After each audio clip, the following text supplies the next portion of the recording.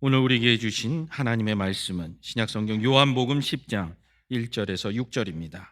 신약성경 162면입니다. 요한복음 10장 1절에서 6절 말씀 한 절씩 나누어 읽고 마지막 한 절 말씀 한 목소리로 읽겠습니다. 내가 진실로 진실로 너희에게 이르노니 문을 통하여 양의 우리에 들어가지 아니하고 다른 데로 넘어가는 자는 절도며 강도요 문지기는 그를 위하여 문을 열고 양은 그의 음성을 듣나니 그가 자기 양의 이름을 각각 불러 인도하여 내느니라.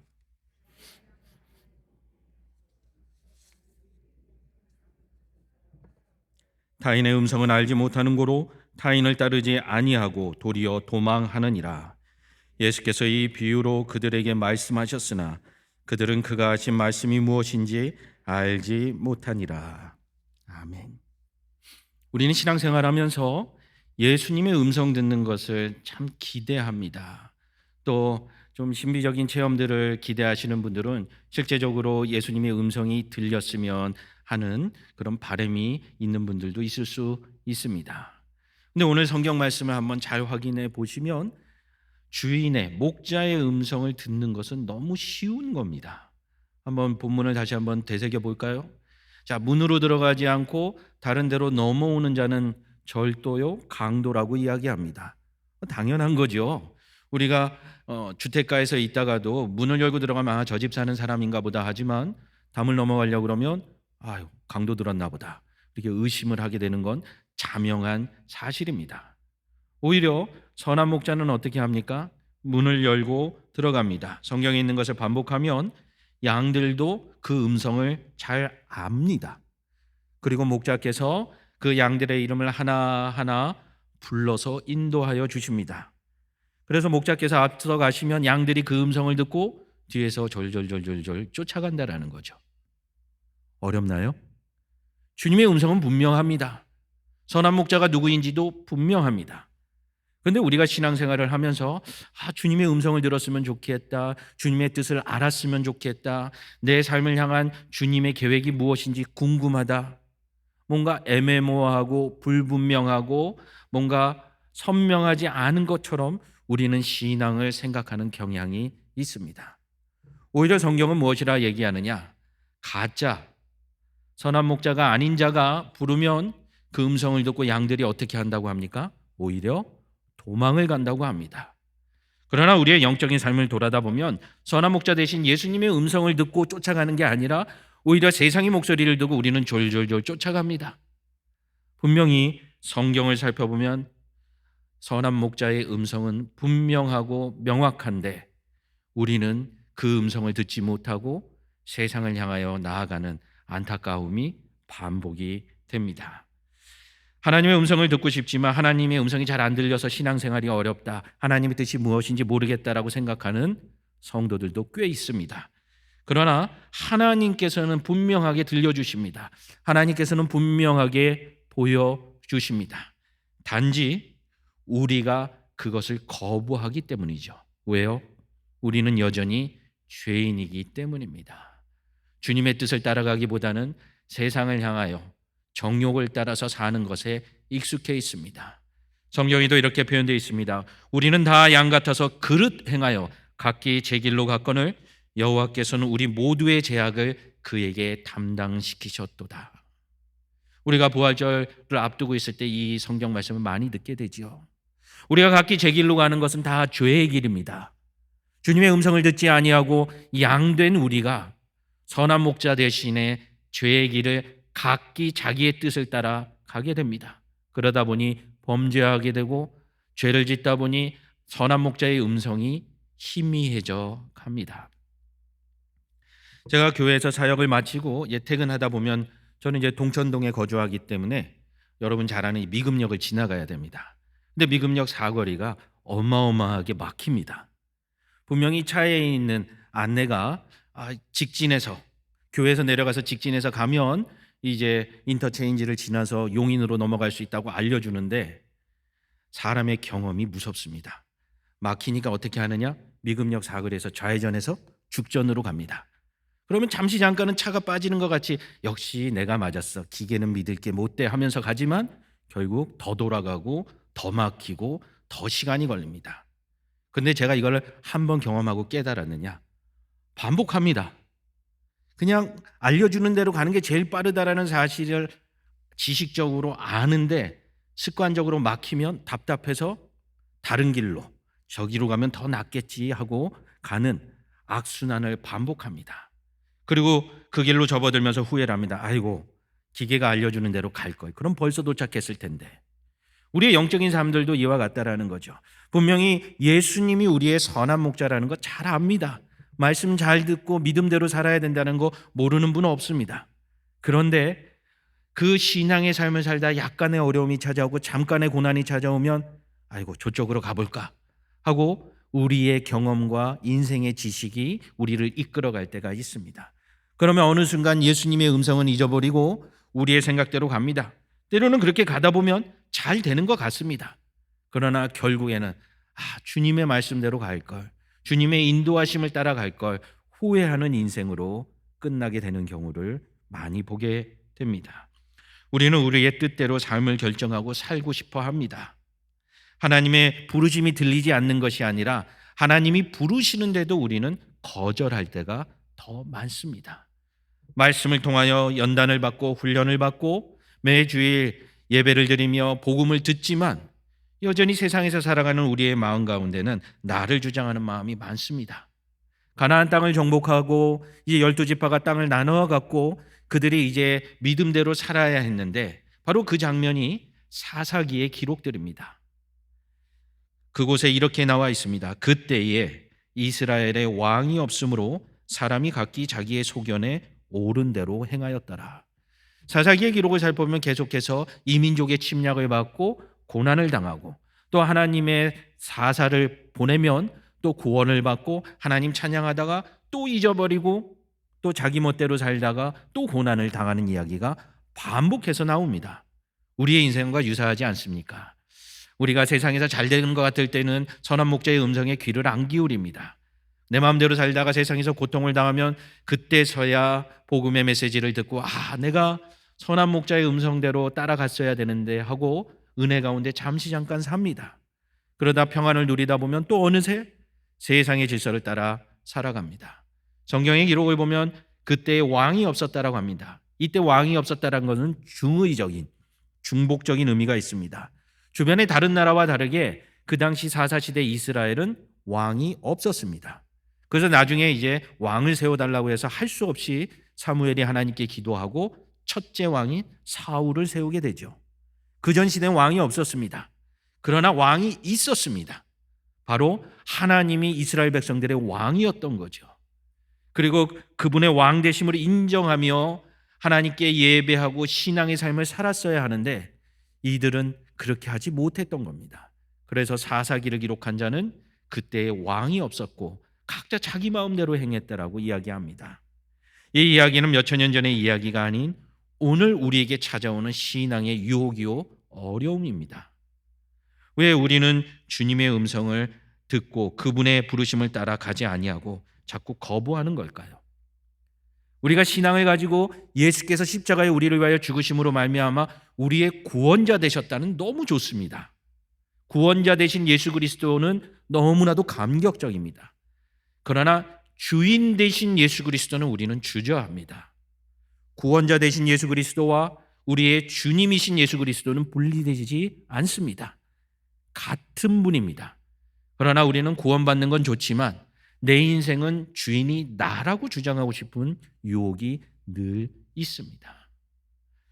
성경에 보면 도마가 예수님을 믿지 못하고 의심하는 장면이 나옵니다. 그때 예수님이 이렇게 말씀하십니다. 내 손을 내밀어 내 옆구리에 넣어보라. 그리하여 믿음 없는 자가 되지 말고 믿는 자가 되라. 도마에게 믿음 없음을 지적하십니다. 그리고 도마가 그 상처에 손을 대보고 믿게 되지요.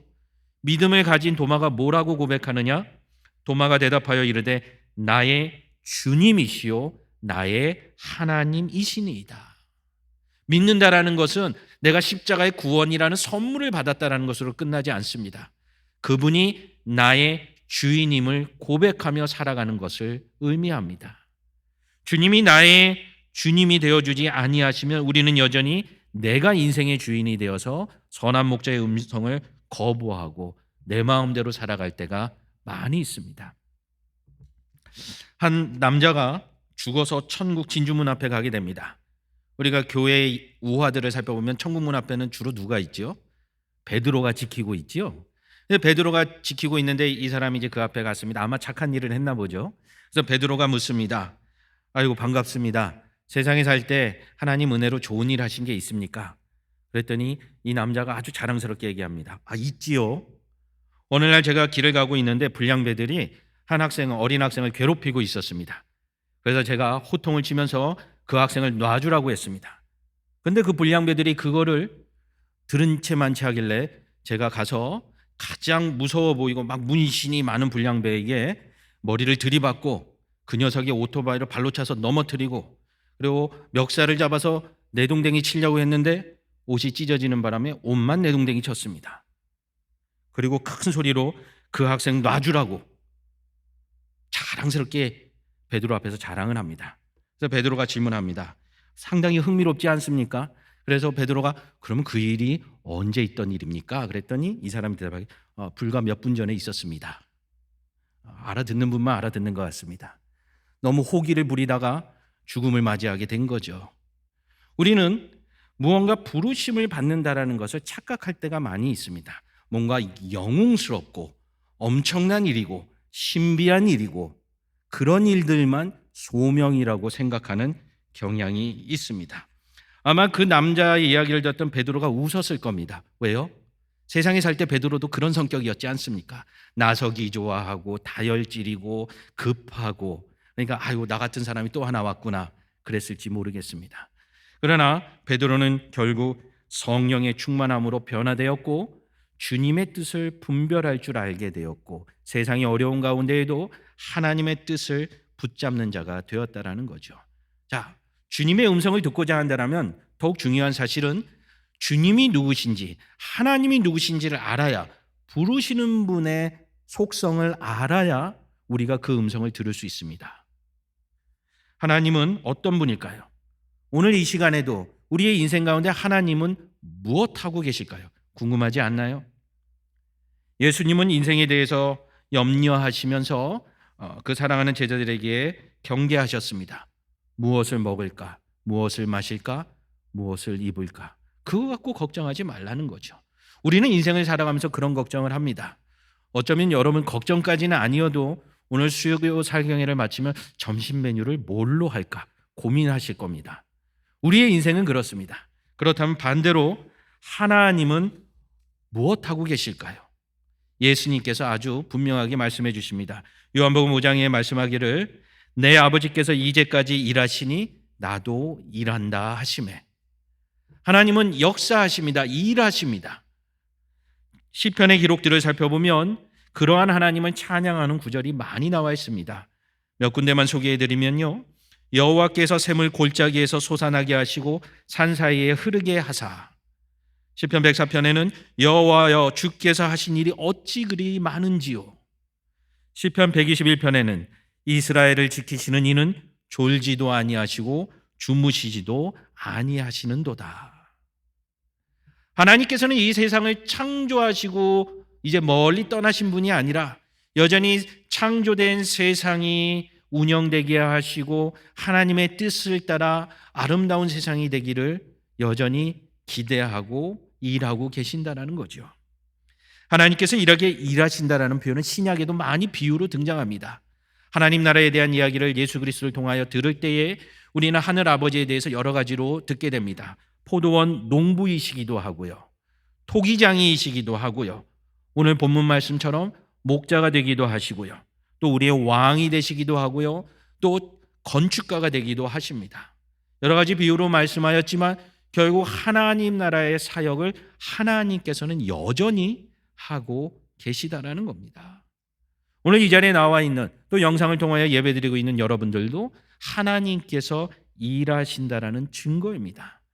하나님께서 우리를 지키시지 아니하면 우리가 생명을 유지할 수 있겠습니까? 방금 읽어드린 시편의 말씀처럼 그 하나님은 우리를 지키시고 보호하기 위하여 졸지도 아니하시고 주무시도 아니하시는 하나님이십니다. 우리가 살아 호흡하며 신앙을 지켜가며 믿음의 삶을 살 수 있는 것, 하나님의 살아계심, 하나님의 역사하심의 증거가 될 수 있습니다. 그러므로 하나님의 형상을 따라 지음받은 우리도 일해야 됩니다. 일이라고 표현하다 보니 자꾸 노동이라고 생각하는 경향이 있습니다. 아유, 이제 내가 일할 만큼 하고 정년퇴임도 했는데 또 일해야 됩니까? 그런 일이 아니라는 거죠. 우리는 그렇게 생각하는 경향이 있어서 자꾸 교회 안에서 노동하는 것이 하나님의 일을 하는 것이라고 축소해서 생각합니다. 그러나 하나님께서 우리를 부르시고 하나님의 일에 우리가 동참하기를 원하시는 소명과 부르심과 사역은 결국 하나님의 거룩한 일에 참여하며 하나님의 나라에 동참하며 하나님의 형상을 삶을 통해 드러내는 것입니다. 웨스트민스터 소요리 문답 그 첫 번째가 무엇입니까? 우리의 신앙의 목적이 무엇이라고 고백합니까? 하나님을 영원토록 즐거워하며 그분을 영화롭게 하는 것이라고 고백합니다. 우리가 일한다라는 것, 하나님의 부르심에 순종한다라는 것, 그분의 음성을 듣고 살아간다라는 것 무엇입니까? 즐거워하는 겁니다. 선한 목자를 따라가는 졸졸졸 쫓아가는 양들을 생각해 보십시오. 고민이 없습니다. 왜요? 목자만 쫓아가면 푸른 초장이 있고 쉴 만한 물가가 있기 때문이죠. 우리가 하나님의 음성을 듣고 주님의 부르심을 따라 순종하여 간다는 것은 고된 노동의 현장이라고만 생각할 필요는 없습니다. 분명히 십자가의 길이요 좁은 길이요 어려운 길이지만 이미 세상을 이기신 예수 그리스도께서 우리를 향하여 담대하라 말씀하셨으니 우리는 선한 목자를 의지하여 나아가는 것입니다. 하나님은 끊임없이 우리를 부르고 계십니다. 다시 말하면 우리의 믿음의 귀가 약하여 듣지 못할 뿐이지 하나님이 안 부르셔서 못 듣는 게 아닙니다. 심지어 성경에는 아주 재미난 표현이 있습니다. 하나님께서 구약의 인물들을 부를 때 이름을 한 번도 아니고 꼭 두 번씩 부르십니다. 아브라함을 부르실 때도 이렇게 부르십니다. 여호와의 사자가 하늘에서부터 그를 불러 이르되 아브라함아 아브라함아 하시는지라. 또 야곱을 부를 때도 마찬가지입니다. 그 밤에 하나님이 이상 중에 이스라엘에게 나타나 이르시되 야곱아 야곱아 하시는지라. 듣고 싶은데 못 듣는 것이 아니라 우리는 우리의 목적에 맞는 메시지만 들으려고 합니다. 내 인생의 소원에 맞는 음성만 들으려고 합니다. 내가 가고 싶은 길이 있어서 하나님께 기도합니다. 하나님의 길이 있어서 내가 그 길을 따라가려고 하지 않는다라는 거죠. 그렇기 때문에 부르심에 응답하지도 못하고 그러다 보니 부르심과 함께 우리에게 허락하여 주신 성령의 은사, 능력도 발견하지 못합니다. 소명하면은 예전에는 흔히 소명받았다 하면 신학교 가려고 그러십니까? 그런 얘기 많이 듣습니다. 근데요, 실제적으로 한국이나 미국 신학교를 다 다녀보니 신학교에 와서도 소명에 대해서 고민하는 분들이 많습니다. 그거는요, 소명이 흔들려서가 아닙니다. 소명은 목회자가 되는 것만이 아니기 때문에 고민하는 겁니다. 실제적으로 저하고 같이 공부를 했던 전도사님들 중에는요, 사업가가 되신 분도 있고요, 기술자가 되신 분들도 있습니다. 오히려 신학을 공부하고 소명에 대하여 기도했던 분들이 세상에서 목회자는 아니지만 주의 부르심을 따라 살아가는 그분들을 볼 때마다 소망이 있고 기대가 될 때가 더 많습니다. 그렇다면 오늘 이 자리에 모인 성도 여러분은 목회자로 부르지는 않으셨을지 모르지만 하나님의 자녀로서 하나님 나라에 동참하는 자로서 여전히 부르고 계시다라는 것 잊지 말아야 합니다. 성직자만 부르시는 게 아닙니다. 그래서 종교개혁가인 존 칼뱅은 직업 소명설이라는 용어까지 쓰게 되죠.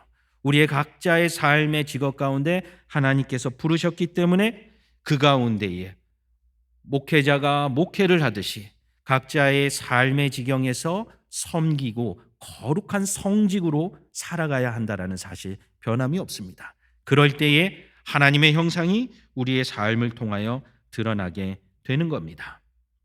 무엇을 해야 합니다. 음성 들어야 됩니다. 순종해야 됩니다. 따라가야 합니다. 신앙생활을 통하여 많이 권면을 받죠.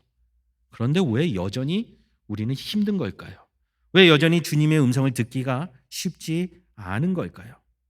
그거는 우리의 일상을 돌아다보면 자연스럽습니다. 일주일 중에 우리가 신앙과 경건의 생활을 하는 것이 얼마나 되겠습니까? 기도와 말씀 생활을 하는 것과 세상이나 가정에서 우리의 각자의 직분을 따라 일을 하는 것과 어디에 시간을 더 많이 보내고 있습니까? 그렇다고 해서 우리가 세상에서 경제 활동도 해야 되고 사회 활동도 해야 되는데 종교 활동만 무한히 할 수도 없는 것입니다. 그렇기 때문에 하루의 시작과 마감을 기도와 말씀으로 하면서 하루의 방향을 하나님의 뜻을 따라 붙잡는 것이 매우 중요합니다. 그러나 그것을 실패하기 때문에 하루의 시작을 주님의 음성으로 하지 못함으로 말미암아 여전히 우리는 내 뜻대로 살아갈 때가 많습니다. 하나님을 친근히 해야 됩니다. 가까이 해야 됩니다. 그분의 음성을 듣고자 해야 되고 말씀을 읽어야 되고 기도하며 성도 간의 교제를 해야 됩니다. 비록 그 시간이 세상에서 살아가는 시간보다 더 많을 수 없다 할지라도 전심을 다하여 우선순위를 두고 짧은 시간이라도 그렇게 말씀을 가까이 하며 기도 생활한다라면 주님의 음성을 듣는 일은 어렵지 않습니다. 아마 여러분이 이미 다 경험하신 일들입니다. 제가 자녀를 처음 가졌을 때요, 갓난아기죠. 그러니 엄마들은 10개월 동안 사랑으로 몸에 품고 있다가 나왔으니 얼마나 애지중지합니까? 솔직히 남자들은 옆에서 있지 별로 그렇게 도움이 안 됩니다. 그게 제 솔직한 심정입니다. 그러다 보니까 아이가 태어나도 엄마들이 더 보살피고 애정을 갖습니다. 어느 날 저희 집에 신생아 엄마들이 이렇게 모여서 차를 마시는 날이 있었습니다. 제가 우연히 집에 잠깐 들렸는데 그러면 무슨 일이 벌어지냐? 신생아 아이들이 뭐 6, 7명이 있죠. 그리고 거실에서는 이제 젊은 엄마들이 차를 마시는데요. 갑자기 한 아이가 웁니다. 제가 볼 때는 누구 집 아이인지 모르겠는데 그 6, 7명의 엄마 중에 딱 한 명만 일어납니다. 너무 신비하더라고요. 아기가 울면 다 긴장하고 일어나야 되는데 엄마들이 구별을 하는 겁니다. 아, 우리 애다. 아니, 그 집 애다. 우리 애는 아니다. 그게 왜 가능할까요? 아빠들은 안 되는데 엄마들은 왜 될까요? 늘 가까이 하고 늘 사랑으로 함께 했기 때문입니다.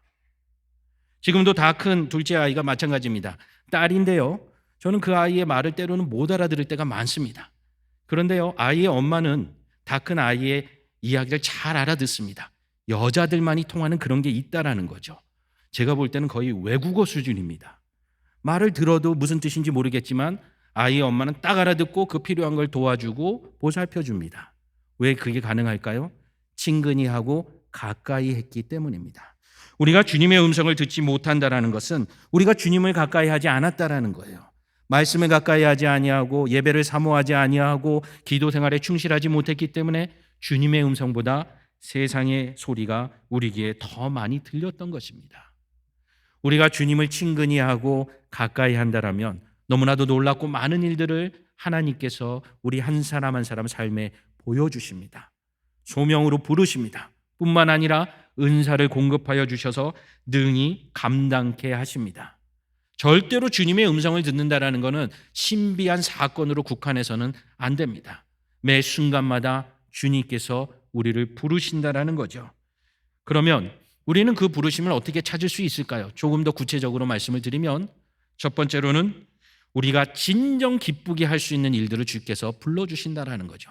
진정 기쁘게 할 수 있는 일이라는 것은 내가 세상적으로 즐겁고 기쁜 걸 의미하지 않습니다. 어려운데도 힘든데도 기쁘게 할 수 있는 그러한 사역들이 있습니다. 부르심들이 있습니다. 마치 피곤하고 힘든데도 사랑하는 가족들을 위하여 어머니들이 이른 아침부터 여러 가지를 준비하고 애쓰는 것 너무너무 힘들지요. 어렵지요. 그러나 사랑으로 기쁘게 합니다. 아버지들이 밖에 나가서 열심히 회사에서 일하고 직장 생활하고 장사를 하고 수고하고 밤이 맞도록 애씁니다. 그리고 피곤한 몸을 입고 집에 돌아오지만 기쁜 겁니다. 왜요? 사랑하는 가족들을 위하여 수고하기 때문이죠. 하나님께서 여러분을 부르시는 현장은 세상적인 즐거움이 아니라 어려울지라도 기쁨이 넘쳐나는 장소들이 분명히 있습니다. 그런 사람이 있고 기회가 있습니다. 그곳에 가서 주께 기도하며 섬겨야 하는 겁니다. 두 번째는요, 열정을 가지고 할 수 있는 재능이 있어야 됩니다. 많은 분들이 이거를 달란트라고 표현을 하는데요. 아유, 목사님, 저는 달란트가 없습니다. 그 말은 무엇이냐면 재능은 뭔가를 잘하는 것을 의미하는 걸로 받아들였기 때문입니다. 남보다 뛰어난 것을 재능이라고 세상에서는 이야기하죠.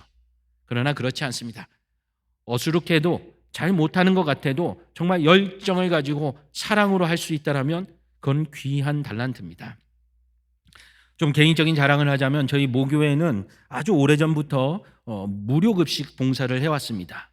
그래서 IMF가 왔을 때 재정적으로 다 어려워질 때 무료급식이 멈추어질 때도 저희 모교회는 지속적으로 하고 지금도 무료급식 봉사를 하고 있습니다. 저도 청소년 때 몇 번 따라가서 봉사를 했는데요. 그거 무슨 재능이 필요하겠습니까? 운전하고 밥 준비하고 가서는 열심히 퍼주는 겁니다. 여러분 그거 달란트라고 말하시겠습니까? 그러나 달란트입니다. 사랑으로 열정을 가지고 30년이 넘도록 밥을 퍼주고 국을 떠주며 불우한 이웃들을 섬기는 것, 그 하나님이 부르신 현장이죠. 우리는 그런 것들 생각 안 하고 자꾸 높은 수준, 화려한 수준, 뭔가 남들이 볼 때도 존경이 될 만한 그런 것들을 생각합니다. 사랑과 열정을 품고 갈 수 있는 그런 부르심의 현장이라면 그곳이 여러분에게 은사요 달란트의 현장이라는 겁니다. 지난 주일날도 일부 예배 때 여러분 말씀드렸죠. 18해 동안 귀신 들려 앓으며 구부러져 조금도 펴지 못하는 여자를 향하여 주님이 뭐라고 말씀했습니까?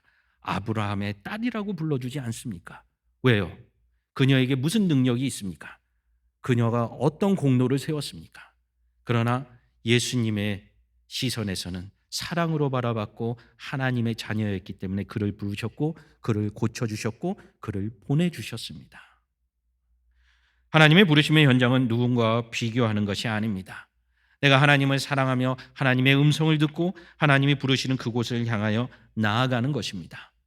하나님의 음성을 듣는다는 것은 내가 하나님을 위하여 무슨 일을 한다라고 착각하면 안 됩니다. 하나님을 위하여 무슨 일을 한다고 생각하는 순간 내게 능력이 있어야 된다라고 착각합니다. 그 대표적인 인물이 바로 출애굽 사건에 나오는 모세입니다. 하나님께서 시내산에서 모세를 불러서 히브리 노예들을 구출해내라고 합니다. 제가 모세의 부분만 줄여서 읽어드리겠습니다. 여호와께서 그가 보려고 돌이켜 오는 것을 보신지라 하나님이 떨기나무 가운데서 그를 불러 이르시되 모세야 모세야 하시매 그가 이르되 내가 여기 있나이다. 건너뛰어서요. 모세가 하나님께 아뢰되 내가 누구이기에 바로에게 가며 이스라엘 자손을 애굽에서 인도하여 내리이까. 자기의 능력과 신분을 바라본 거죠. 모세가 하나님께 아뢰되 내가 이스라엘 자손에게 가서 이르기를 너희의 조상의 하나님이 나를 너희에게 보내셨다 하면 그들이 내게 묻기를 그의 이름이 무엇이냐 하리니 내가 무엇이라고 그들에게 말하리이까. 하나님을 설명할 만한 지혜도 없습니다라고 변명합니다.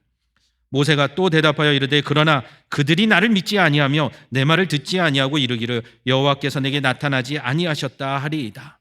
나는 지금 하나님을 만나고 하나님의 보내심을 받았으나 세상의 사람들은 인정 안 해줄지도 모릅니다. 모세도 참 끈질기죠.